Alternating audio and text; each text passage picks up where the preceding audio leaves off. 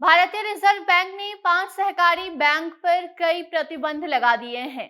Reserve bank की इस कार्रवाई के बाद अब आप 5 बैंकों से पैसे नहीं निकाल पाएंगे। प्रतिबंधित बैंक आरबीआई से मिले आदेशों का पालन करेंगे और जब तक आरबीआई अगला आदेश नहीं दे देता तब तक बैंक ना ही कोई लोन देगा, ना ही कोई कार्य इन बैंकों में किए जाएंगे। इसके अलावा कोई इन्वेस्टमेंट भी इस बैंक में नहीं कर सकता है।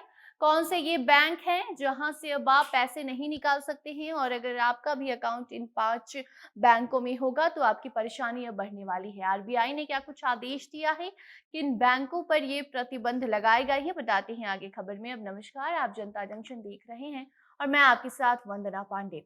आरबीआई के द्वारा 5 बैंकों पर प्रतिबंध लगाया गया है। बिगड़ती वित्तीय स्थिति को देखते हुए 5 सहकारी बैंकों को ब्लैकलिस्ट करने का फैसला ले लिया गया है। प्रतिबंधित बैंक से आप पैसे अब नहीं निकाल सकते हैं।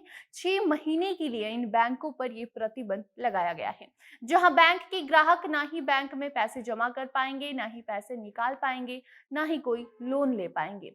रिजर्व बैंक की इस कार्रवाई के बाद अब आप अगर इस बैंक में आपका अकाउंट है तो आपकी परेशानी बढ़ने वाली है। अब लिस्ट में कौन कौन से बैंक शामिल हैं वो भी आपको हम बताते हैं। तो रिजर्व बैंक की इस कार्रवाई की लिस्ट में शामिल एचसीबीएल सहकारी बैंक जो कि उत्तर प्रदेश में है, आदर्श महिला नगरी सहकारी बैंक, मर्यादित औरंगाबाद महाराष्ट्र बैंक और कर्नाटक में सिमशा सहकारी बैंक, उराव कोंडा कोऑपरेटिव टाउन बैंक, उराव कोंडा आंध्र प्रदेश में जो है वहां पर भी ये प्रतिबंध लगाए गए हैं। साथ ही शंकर राव मोहिते पाटिल सहकारी बैंक अकलूज जो कि महाराष्ट्र में है। इन बैंकों के ग्राहक अपने खातों से पैसे नहीं निकाल सकते हैं, ना ही लोन ले पाएंगे और ना ही कोई निवेश इस बैंक में इस 6 महीने के दौरान वो कर सकते हैं।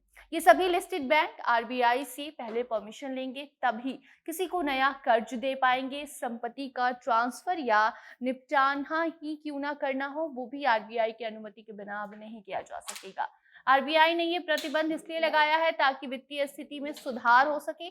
केंद्रीय बैंक आगे भी बैंकों के कामकाज की समीक्षा करके इस प्रतिबंध को हटाने या बढ़ाने का निर्णय लेगी। और अगर बैंकों की वित्तीय स्थिति में कोई सुधार आता है तभी 5 से 6 बैंकों पर जिन पर भी अभी बैन लगाया गया है वो हटा दिया जाएगा। बाकी आरबीआई ने लिस्ट में शामिल सभी बैंकों की लाइसेंस को अभी रद्द नहीं किया है और ना ही इस पर अभी कोई टिप्पणी दे रहा है, क्योंकि सवाल जब किए गए कि क्या इन 5 से जो 6 बैंकों पर प्रतिबंध लगाए गए हैं आगे चल के इनका लाइसेंस बंद हो जाएगा, इन सभी बैंकों के ग्राहकों को ये चिंता सता रही है कि क्या उनके पैसे डूब जाएंगे।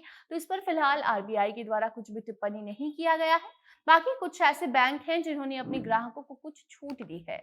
उराव कोंडा कोऑपरेटिव टाउन बैंक की बात करें या फिर उराव कोंडा जो कि आंध्र प्रदेश में है उसकी बात करें, या फिर शंकर राव मोहिते पाटिल सहकारी बैंक अकलूज महाराष्ट्र में जो है बैंक, वो अपने ग्राहकों को जमा राशि जो भी उनके अकाउंट में है उसमें से 5,000 रुपए तक निकालने का जो आदेश है वो जारी किया है। मतलब ये है कि आपको जरूरत चाहे कितने भी पैसों की हो, आपके अकाउंट में कितना बैलेंस है ये मैटर अब नहीं करेगा। आपको बस इन बैंकों में से सिर्फ 5,000 निकालने की अनुमति फिलहाल दी गई है। ये 6 महीने के लिए आदेश जारी किया गया है। तो वहीं आरबीआई ने जिन 5 बैंक पर प्रतिबंध लगाया है उन पांचों सहकारी बैंकों से जमा बीमा दवा की राशि हासिल करने के लिए लोग हकदार रहेंगे। इसके अलावा कोई भी कार्य इन बैंकों में नहीं किया जाएगा। इससे जुड़ी कोई अपडेट अगर आती है आगे चलकर तो आपको हम जरूर बताएंगे। तब तक आप अपनी राय कमेंट सेक्शन में दे सकते हैं, वीडियो को शेयर कीजिए और बाकी अन्य खबरों के लिए बने रहें जनता जंक्शन के साथ। कैमरे के पीछे थे विशाल और मैं थी आपके साथ वंदना।